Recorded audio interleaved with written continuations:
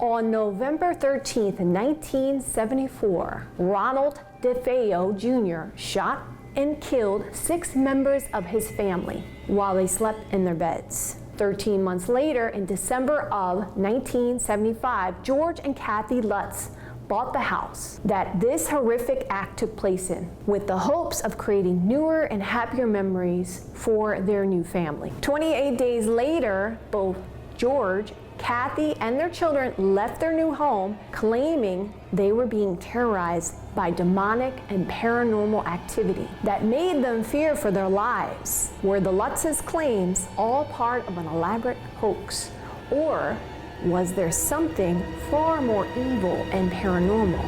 This is the story of Amityville Horror, Part 1. Before we go into today's story, if you're a fan of the dark and mysterious with a little tarot thrown in for good measure, then I am the girl for you. I upload 2 to 3 times a week on this channel, and if you're really a fan of tarot, you can go to my other channel, Jennifer Walker Zen. So if that's of interest to you, I would ask you to subscribe and turn on all notifications so you don't miss any of my uploads. Now, let's get into today's story.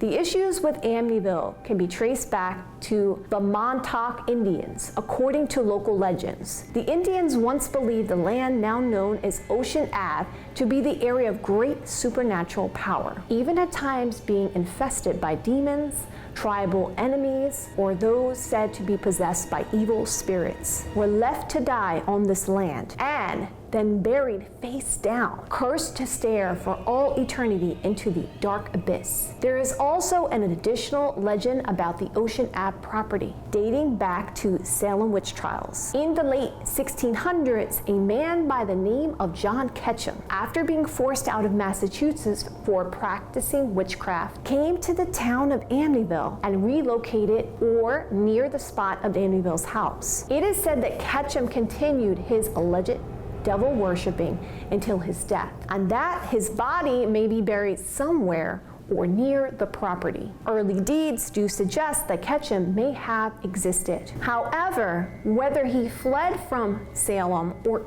ever practiced witchcraft on the land cannot be proven. What would come to be known as Amityville Horror House was built in 1924 at 112 Ocean Ave. The house was built for John Moynihan and his family. However, what is not commonly known is that there used to be another house that previously occupied the spot, built in 1782, which had been moved because of the continuous problems with the people in the house. Everyone continuously moved out. No one stayed very long, and the official reason for the house being moved was that Mr. and Mrs. Moynihan needed a larger house to accommodate their growing family. Even if that is the case, however, it doesn't explain why no one who previously lived there could stay in the home longer than a few months. With that being said, as far as we know, nothing really eventful took place during this time. In the summer of 1965, the house at 112 Ocean Ave was sold to the DeFeo, a close-knit Italian Catholic family from Brooklyn. They moved in from an apartment to a 6-bedroom, 2.5-story Long Island's affluent South Shore. They were upper middle class, mainly due to Ronald DeFeo's working at his father-in-law's Buick dealership, where things were going exceptionally well. It was said that the family had high hopes and even purchased a sign displaying this sentiment placed in front of their house. The DeFeo family consisted of Ronald Sr., Louise, Ronald Jr., John, Mark, Allison, and Dawn. Ronald Jr. had a very loving, close relationship with his mother, but his father, it was a completely opposite situation. Ronald Jr. and father's relationship became extremely competitive. That, coupled with Ronald Jr.'s substance and alcohol abuse, turned things from bad to worse. At this point, that Ronald Jr. began hearing voices and screaming from somewhere in the house that only he could hear. Things continued to escalate like this until finally Ronald and his father had a potentially dangerous encounter in which Ronald Jr. pointed a loaded gun at his father and pulled the trigger. Miraculously, the gun didn't go off, even though bullets were in the chamber. The father, thinking that this was a miracle, showed his devotion by surrounding the house with religious statues. But was it divine intervention or something more sinister, which would compel the family to seek out the Catholic Church? It is rumored that Ronald Sr. went to St. Joseph's Shrine 6 months before he was murdered to bring back a priest who would say the prayers of exorcism in his home. Candles were reported to topple over along with doors slamming. A letter from St. Joseph's Oratory in Montreal, Canada states that they have no official record of this incident ever taking place. However, it was noted that very rarely are exorcisms part of the public record. When asked about the holy statue around the home, Ronald Sr. said it was because I have a devil on my back. The assumption was that he was referring to his son. However, there are those that think he meant something else entirely. Desperate to escape this tumultuous home life, Ronald Jr. on several occasions attempted to move out. However, each time he was located and brought back to the home. By the early days of November 1974, tensions had reached a breaking point. On November 13, 1974, 23-year-old Ronald Jr. killed his entire family while they slept in their beds. According to Ronald Jr., he was sitting in a darkened room watching an army movie called Castle Key when he began to hear his family members whispering and conspiring to kill him.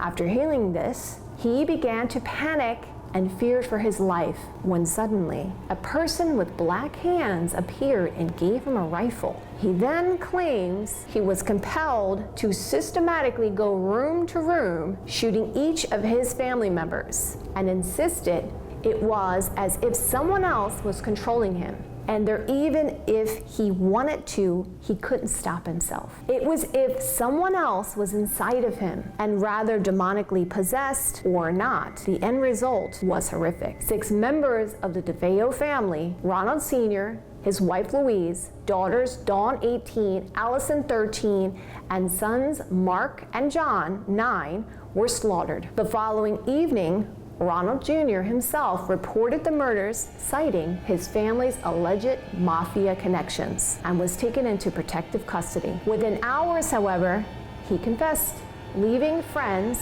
family, and the entire community devastated. Amityville Horror Part 2. 13 months after the tragic incident that previously took place at 112 Oceanfront Avenue, George and Kathy Lutz bought the house this horrific act took place in, with the hopes of creating happier memories with their new family. 28 days later, both George and Kathy and their children left their new home, claiming that they were being terrorized by demonic and paranormal activity. One of the most troubling mysteries about the DeFeo murder is how no one heard the gunshots. Ronald Jr. was able to kill his parents and 2 brothers and 2 sisters. None of them heard a thing or even woke up. It was theorized that maybe they were drugged, but no drugs were found in their system. It was also suggested that maybe a silencer was used. However, that was proven not to be true, because fragments of the silencer would have been left at the crime scene and none were found. Except for DeFeo's dogs barking, nobody heard a thing outside the home either. So what exactly happened? One possible explanation was offered parapsychologist Hans Hauser. He explained that when there is a strong psychic field, sound can be inhibited, meaning sound can be repressed, making it literally impossible to hear anything. Others believe that the position of the 6 bodies bearing an eerie similarity to local Indian legends, which holds that the tribal enemies were buried face down. The overall prevailing theory, however, was that this was a tragedy that destroyed an entire family, and even though these events events were horrible. They were now over. Little did they know, the horror had just begun. In the summer of 1975, newlyweds George and Kathy Lutz began house hunting on Long Island. George was a 28-year-old ex-Marine which ran his family's surveying firm. Kathy, 30, had 3 children from a previous marriage: Daniel, 10, Christopher, 7, and Melissa, 5. And even though the Lutzes had a modest budget, the real estate broker talked them into viewing the now infamous Dutch Colonial overlooking the water. In this upscale Ocean Ave area, they thought the home was absolutely beautiful. It had 6 bedrooms, which was plenty of room for everyone, a boathouse, a large foyer. It was then that the broker disclosed to them that the house had a gruesome past, and they wanted to know if this would change their view on the house. After discussing it amongst themselves, it was decided it was too good of a deal to pass up. They weren't superstitious, therefore they figured they had nothing to worry about. Besides, there was a sign outside that said high hopes, and now those same high hopes were within them. A friend of George's, after learning the house's tragic history, insisted he get it blessed. George contacted his good friend, Father Ralph Pecoraro. As the Lutz were moving in, Father Ray came by to bless the house. Father Ralph claims as he was blessing the sewing room, it became extremely cold. He was beginning to feel very uneasy, so he began sprinkling holy water when suddenly he heard a deep voice behind him telling him to get out. Startled, he moved vigorously, sprinkling holy water, and suddenly he was slapped. Afraid and confused, and not fully knowing how to process what had just happened, Father Ray, not wanting to scare the family, warned them not to spend a lot of time in the sewing room. He wanted to say more, but was simply unable to. Shortly after Christmas is when things began to unravel for the Lutz family. The feeling of peace and tranquility abruptly ended and was replaced by this ominous feeling of dread. Everyone's personality drastically began to change. However, George's personality changes were the most severe. He began to be plagued by sensations of intense cold. He compulsively began building fires in the living room fireplace, but he could never get warm enough. He began being obsessed with how much firewood was left and was extremely fearful of running out. As the days went on, each of the family members began to be subject to a series of strange and unexplainable events: extreme fluctuations of temperature, the sickening scent of old perfume, the reoccurring black stains on the bathroom fixtures, and a horrific infestation of flies. Things went from bad to worse one day to the next. Kathy, trying to cope with the feelings of dread and despair, decided to reorganize some shelving in the basement and discovered a red room behind the shelving. This red room was not in an original house plans and had a very vile, putrid odor coming from it. The room also gave off a very eerie, uneasy feeling. Their curiosity about the red room soon turned into abject terror when, shortly after discovering the red room, George began to waken at 3:15 a.m., the established time of the murders, while Kathy was plagued with nightmares in which she relived the horror of the DeFeo tragedy. George also began to notice that the disturbing way in which Kathy and the kids began sleeping on their stomachs, mirroring that of the DeFeos the night in which they were murdered. Gradually, this dark influence spread to the children, particularly 5-year-old Missy, who developed an imaginary friend named Jody. Missy described Jody as looking like a pig that had the ability to be very big or very small. Additionally, the ability to be invisible. Kathy and George initially dismissed their stories of their daughter's invisible friend Jody. That is, however, until Jody made its presence known to them. George claimed to have seen glowing eyes looking down at him from Missy's bedroom one night. When he was coming back from the boathouse, he ran upstairs and found nothing. There was also times when both George and Kathy, on 2 separate occasions, witnessed Missy sitting on her bed talking to an empty rocking chair and saw it begin moving by itself as if somebody were sitting in it. In January of 1976, after the continued mind-numbing and terrifying events showed no signs of ending, the Lutz family finally reached out for help in dealing with the diabolical presence. They were advised to open all the windows throughout the house and to go room to room reciting the Lord's Prayer. As they began, they were immediately repeatedly told by a chorus of voices to stop. After trying and failing to cast out the evil presence, they decided to reach out to Father Ray once more. However, due to the continuing static over the landline, they were unable to make contact. Frustrated, scared, and desperate, the Lutzes once more attempted to bless the house on their own and experienced a night of horror beyond articulation. This would be the last night the Lutzes spent in that house. They ran for their lives, leaving all of their possessions and claiming they left the home due to the experiencing of depth of fear that simply made the home uninhabitable. Several months after fleeing the home, George and Kathy Lutz faced an extreme amount of criticism from both believer and non-believer alike. Marvin Scott, an anchor from Channel 5 News, reached out to the paranormal investigators Ed and Lorraine Warren in hopes of getting some answers. Ed and Lorraine Warren, Michael Scott, his camera crew, and a handful of paranormal investigators from both England and Duke University conducted a paranormal investigation on the Amityville house. Ed Warren claims he was demonically attacked in the basement. Lorraine Warren claims to have felt the most diabolical presence she had ever encountered. One of the cameramen had to be taken out of the home during the investigation due to having extreme heart palpitations and collapsing. Virtually all the men that took place in the investigation that night have all died of heart issues. Also during the investigation, using infrared film, an entity was photographed peeking out of one of the children's rooms. When asked why no other families had been affected by the paranormal activity at the house, Lorraine Warren was reported to have said, "The activity is still there. It is just dormant and waiting for the right family to reawaken it." Now that you know the story, let's go into my investigation room for some answers.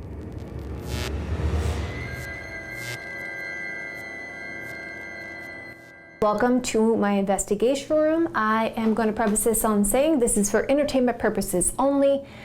So I am going to be looking at 4 different card systems. I'll be looking at the Tarot, the Gypsy, the Kipper, and the Lenormand.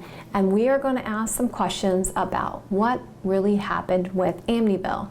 So the first question I'm going to start with is, was the land that the Amityville house, was it cursed? Okay, so we're going to find out, because as we know from the history of this particular house, there was a lot of things that happened, particularly with a person named Ketchum. So I wanted to ask, okay, is this land cursed? So I was pretty surprised about what I found out. From what I can see here, from even the multiple things that I was looking at, it does say yes, okay? It says yes.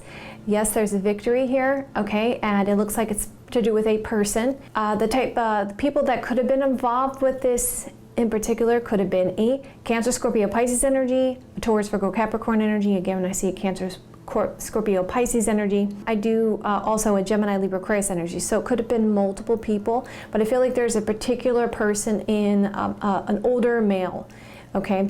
We see there's a lot of thoughts here, a lot of planning that caused some changes here. And it could have been somebody that was far away or traveled there, okay, for a new beginning. And other thing that was very interesting was the reason why there were some things is brought to light here. I can see that the Lenormand is pointing to the fact that definitely things were brought to light about this around the stuck energy because of the direction of the house, possibly. Where the house was located, and also there was water around the house. So there was a lot of factors that went into this house being cursed like it was. Okay, so let's move into the next question. Okay, so our second question is, was Ronald DeFe Jr. possessed when he did do the murderous act? Okay, so again, wow. I was really surprised by the cards that came up. Okay, so let's go into it. First of all, let's just preface this on saying that for entertainment purposes only, yes. And it was very interesting, the cards that came up. We got the Devil card energy, okay, which can talk about something toxic, obviously demonic. We even have this card for the Lenormand. For me is like a hellish kind of card. That's very interesting. And it was wishes fulfilled there. And again, another spiritual card. And it happened all of a sudden. Okay, so my next question is, how could Robert DeFeo kill his entire family when there was multiple rooms, multiple family members? How could that be possible? That's my next question, okay? Why didn't the family get up, try to escape. What happened there? Okay, so let's talk about it. Well, from what I can tell, there was more than one person involved, okay? And it looks like a feminine energy. This is card of a sister. So possibly a sister was involved. Okay, so we see there's an impulsive act because this is children here. I know it's 6 of Cups, but children here. And someone felt foolish and confused. And they were like, I gotta defend my position. I gotta make a quick decision. I keep weighing this. I'm by myself. I'm alone here. I'm thinking about this. And I feel overwhelmed. And then all of a sudden, there was this sense of potential, looking at the long term, and a sense of naivete and their desires, foolishness in their desires, immaturity in their desires, their willpower. They just made a sudden decision. And I feel like that's how the children ended up the way they did. We see that this death happened all of a sudden because of a sense of justice. Okay, so the next question is, was George and Kathy Lutz driven from their home because of some kind of demonic forces? Again, these cards are very strange. So let's take a look at that. Again, there was this completion, something they felt they had to accomplish because they were just so confused about and foolish about this situation. And trying to have a victory and defending their position when it comes to this loss. They felt like this fulfillment of their desires to follow what their passion was very defeated here. There was definitely this person or this situation that they saw as an enemy, which really shocked and surprised them. And there was a conversation here and a lot of regrets. And they knew they had to end this situation because there was falsities about really loving the place, okay? There was a conversation with the family, and they wanted to bring more luck to the relationship. We see there's a tension and something to do with luck and trying to make this decision. So they wanted to change their luck. They felt like this situation for them was overwhelming. It took them by surprise. They're really confused about this. They didn't feel that they could defend their position in whatever this was that they were dealing with. And they just thought it was time because this was a sudden situation that really took them by surprise, that they felt like they needed to get out. Okay, so my final question is the demonic force, or whatever this force is that caused these issues, is this force gone from the Amityville house? Okay, so let's take a look at this. Yes and no. There's been a lot of effort put into this. Obviously, we see there's defending a position, something's been accomplished here, but we do see that there could be some sudden situation which could cause some heartache here. And we see there's a waiting around, and definitely a lot has been accomplished to overcome this. A lot of effort, 8 of Pentacles energy. And we see there's a victory.